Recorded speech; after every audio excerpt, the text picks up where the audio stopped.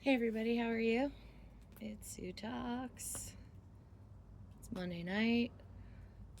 The collective is struggling after the pea soup weekend. Things got clear, new pains, new worries, new concerns.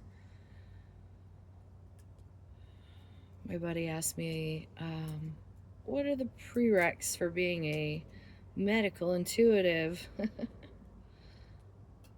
If you don't know what that is, it basically just means, it was technically a medical advocate, and I think intuitive nature goes along with it.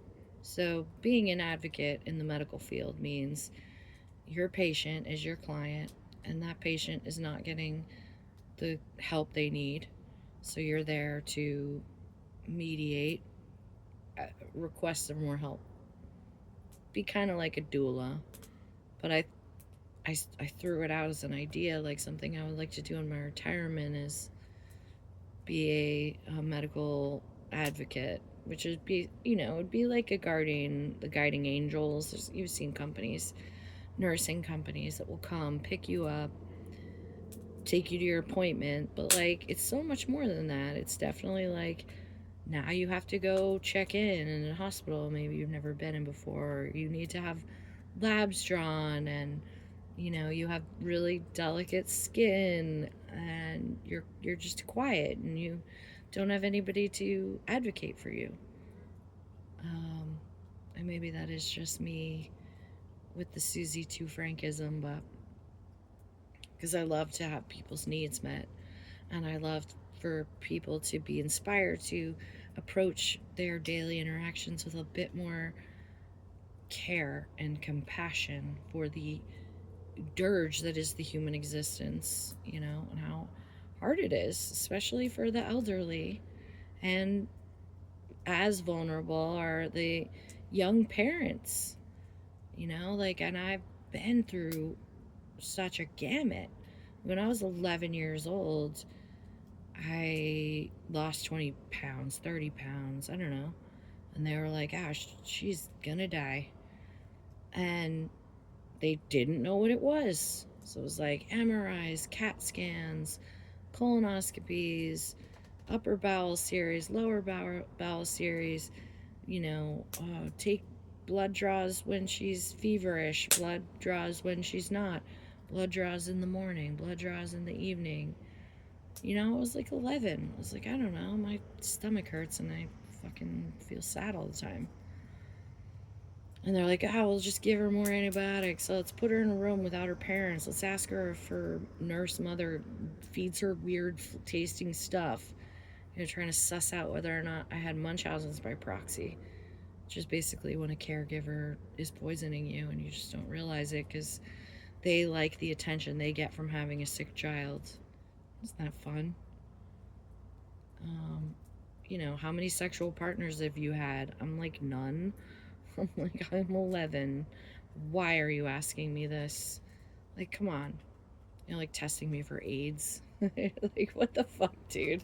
I know it's the early 90s, but like, I'm just an 11-year-old white girl that's lost a lot of weight and has a tummy ache.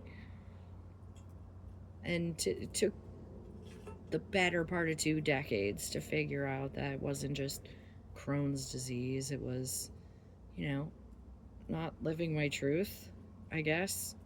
Being extremely stressed out, being in a controlling, hyper supervised environment that kept my cortisol high and my stress responses active all the time. Lucky me, learned how to fawn, really good at making people laugh and doing a little dance, but it didn't help me feel better. It didn't help me, get over my conditions. And now, years later, it's like I'm so much better, but I still draw from that experience and how little people really understand about the medical industry, and it is an industry, and how the different tiers, the different staff, how much they can and cannot do. The angst and frustration from patient to provider, the angst and frustration from provider to nurses, and the way they treat and deprecate those around them. I mean, it's foul. It needs a hardcore vibe manager coordinator situation, but hey, I guess that's not profitable. So let's just make sure everybody's miserable. Don't you should distract children when they're going under a general anesthesia, because why?